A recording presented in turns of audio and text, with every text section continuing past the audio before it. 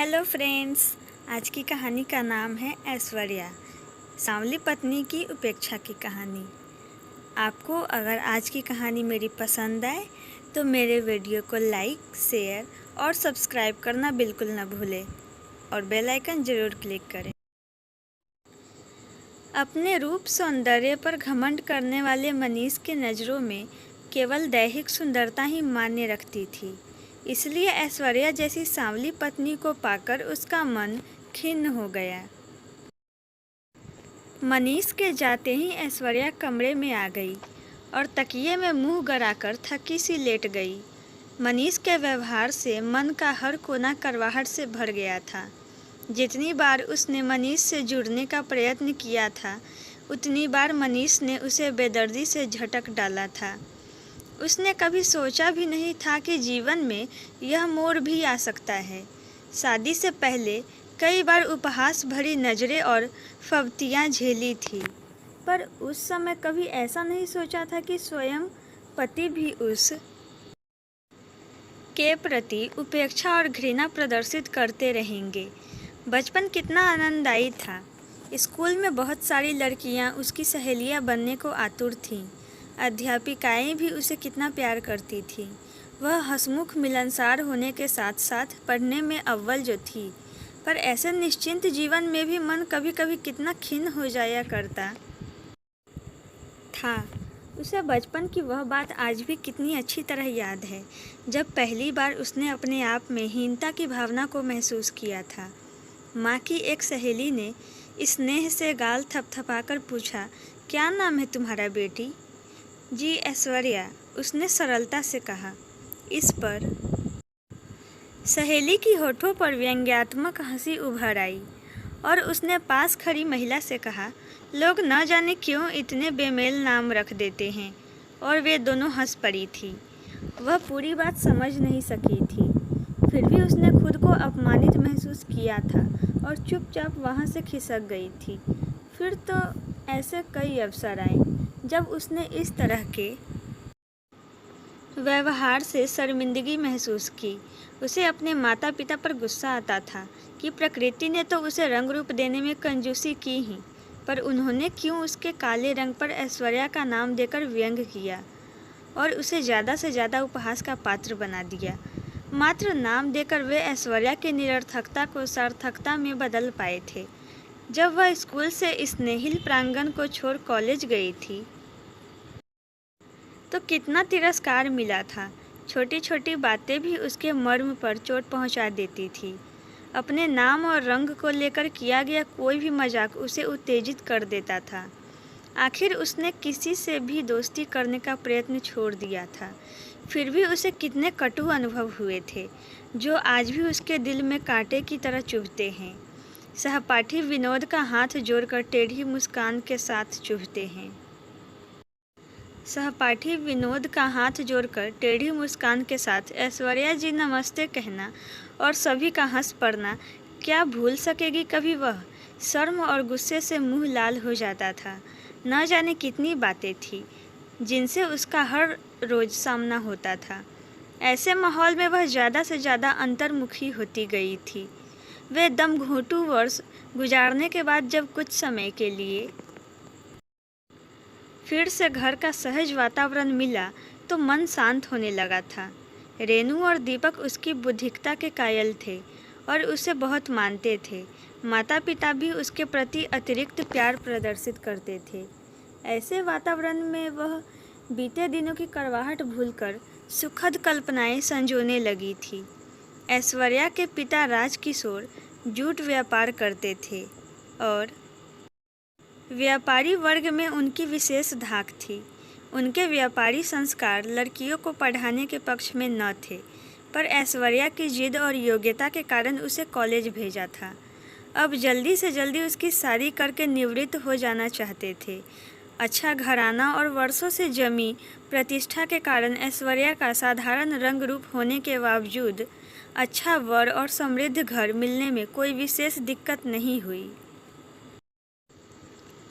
दीनदयाल राजकिशोर के बचपन के सहपाठी और अच्छे दोस्त भी थे। दोस्ती को संबंध में परिवर्तित करके दोनों ही प्रसन्न थे। दीनदयाल कठोर अनुशासन प्रिय व्यक्ति थे तथा घर में उनका रोब दाब था। वह लड़का लड़की को आपस में देखने दिखाने तथा शादी से पूर्व किसी तरह की छूट देने के सख्त खिलाफ थे। मनीष सुंदर, आकर्षक और सुशिक्षित नौजवान था। फिर सीए की परीक्षा में उत्तीर्ण होकर तो वह राजकिशोर की नज़रों में और भी चढ़ गया था।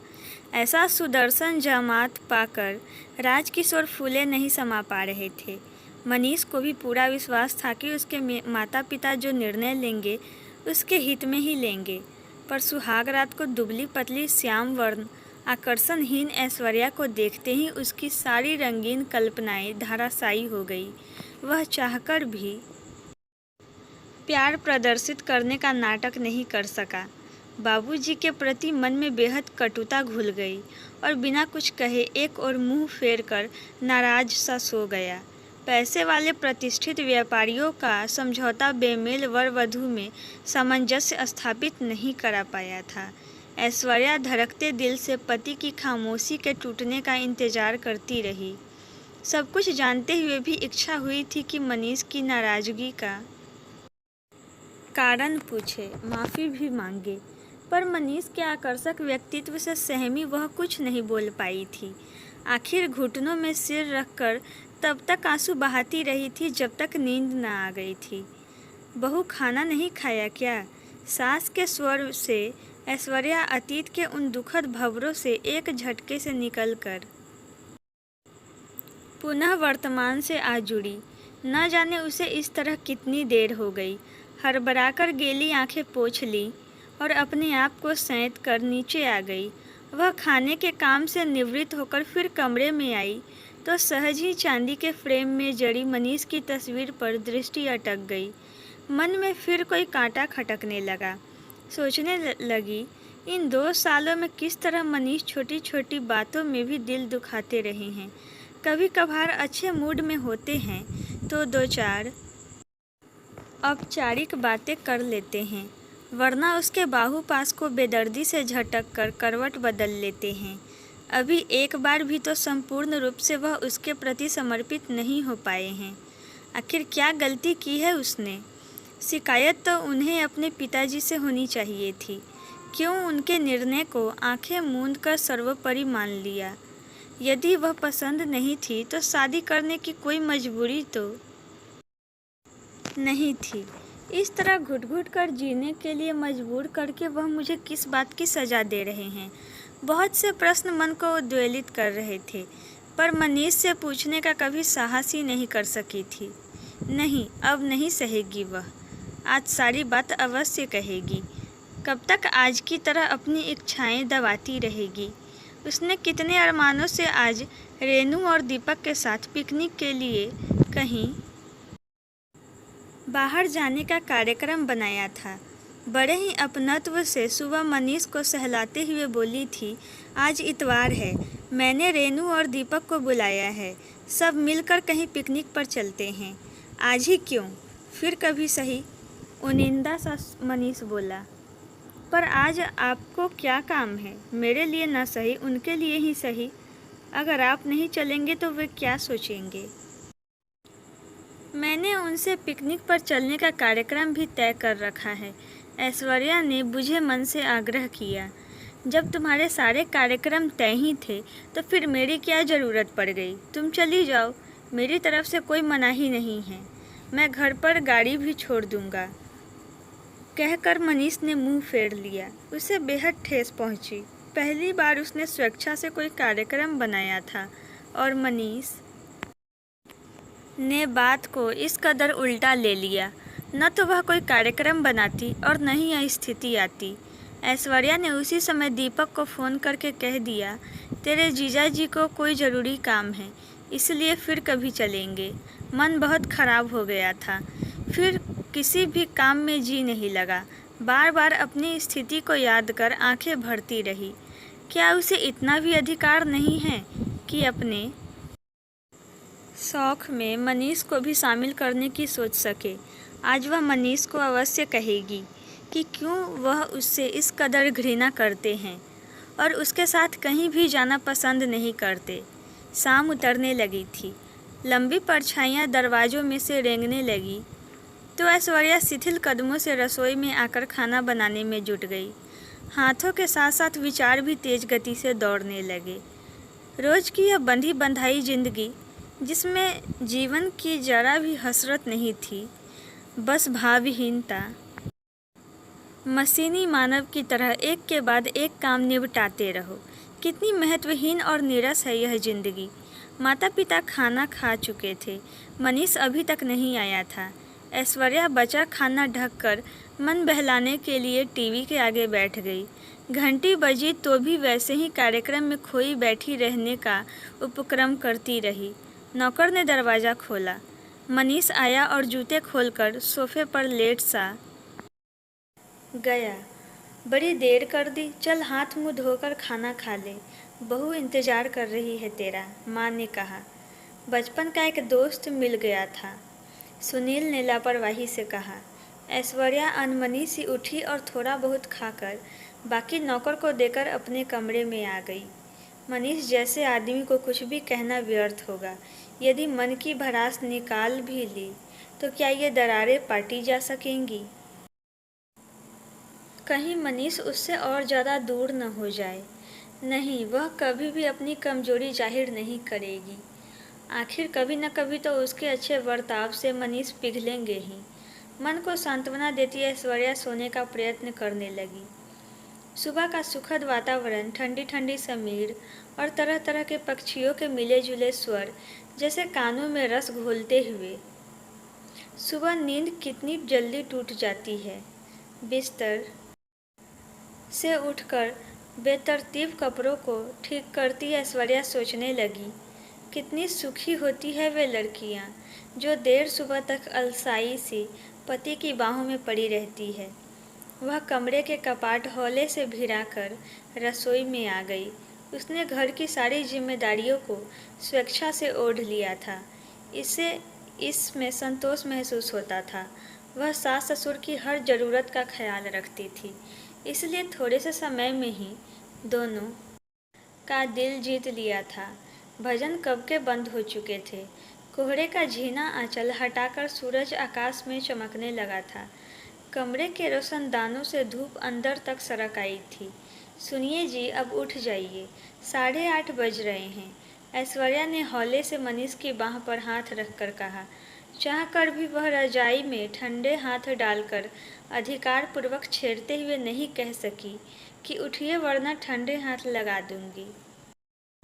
बिना कोई प्रतिकार किए मनीष उठ गया तो ऐश्वर्या ने स्नान घर में पहनने के कपड़े टांग दिए और शेविंग का सामान श्रृंगार मेज पर लगाने लगी। जरूरी कामों को निपटाकर मनीष दाढ़ी बनाने लगा।